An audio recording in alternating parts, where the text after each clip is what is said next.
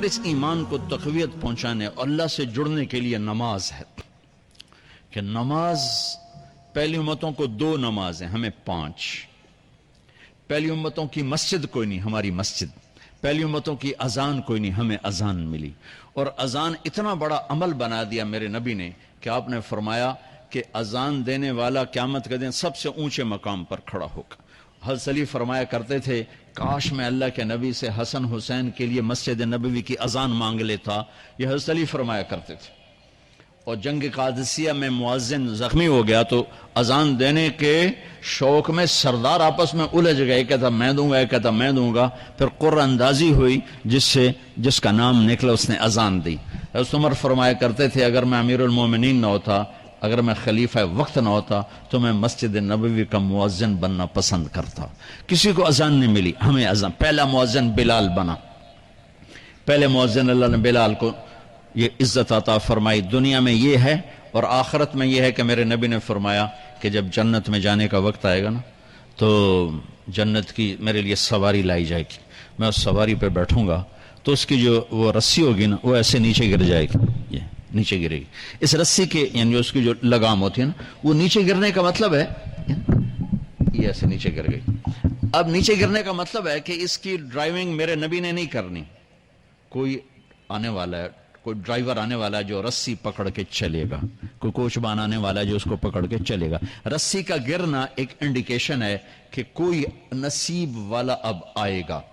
جب آپ کی سواری کھڑی ہوگی رسی نیچے ہے تو اب سب کی گردنیں ایسے ہوں گی، کون، سب قیاس کر رہے کون کون کون.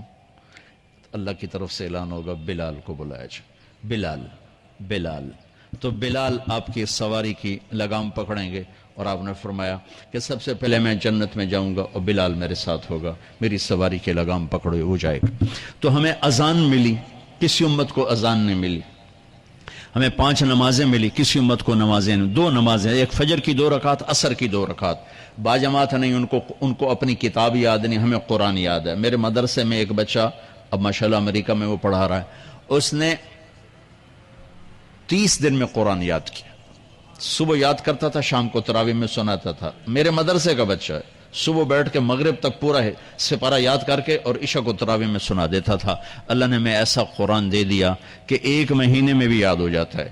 3 دن میں بھی ایک بزرگ نے یاد کیا، 3 دن میں قرآن یاد کیا. اللہ نے ہمیں قرآن کی دولت عطا فرمائی. پڑھنے کے لیے 5 نمازیں عطا فرمائی، تہجد کی نماز عطا فرمائی، اوابین کی نماز دی، اشراق کی نماز دی، چاشت کی نماز دی. نماز کے کتنے دروازے کھول دیے. اور میرے نبی کی آخری نصیحت تھی میری امت نماز نہ چھوڑنا، نماز نہ چھوڑنا، نماز نہ چھوڑ. اور اس 14 صدی میں کوئی موقع ہے نماز چھوڑنے کا تو وہ میرے نبی کے نواسے کی کربلا کا ہے کہ جب ظلم بھی انتہا پر تھا اور مظلوم بھی اپنی آخری حدوں پر تھا اور کائنات نے نہ ایسا ظلم دیکھا، نہ ایسے مظلوم دیکھے، نہ ایسی پاکیزہ ہستیاں دیکھی، نہ ایسے درندے دیکھے.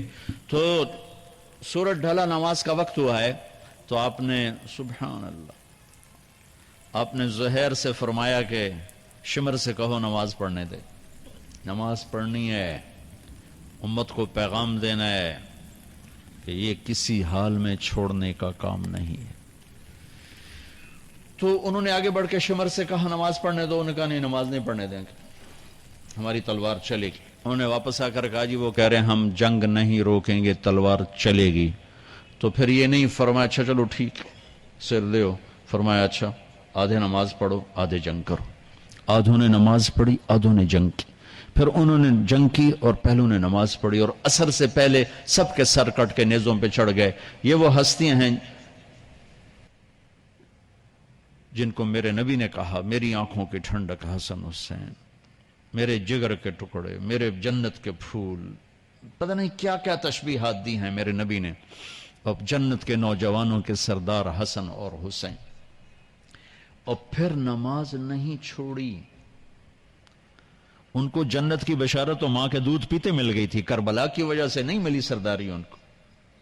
وہ تو ان کے سر کا صحرا ہے الگ. ان کو سرداری جنت کے ملی ماں کا دودھ پیتے ہوئے کہ جنت کے نوجوانوں کے سردار ہیں حسن اور حسین. نماز نہیں چھوڑی.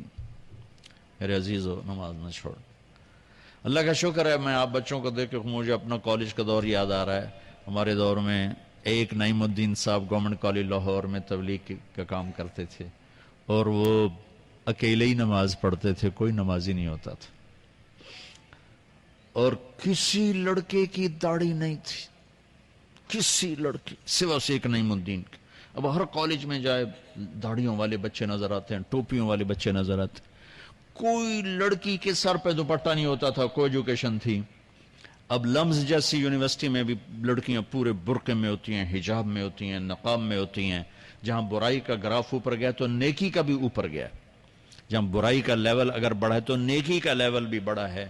اتنا بڑا میری نسل کا مجمع اللہ کی بات سن رہا ہے، یہ اس دور میں کوئی تصور نہیں کر سکتا تھا۔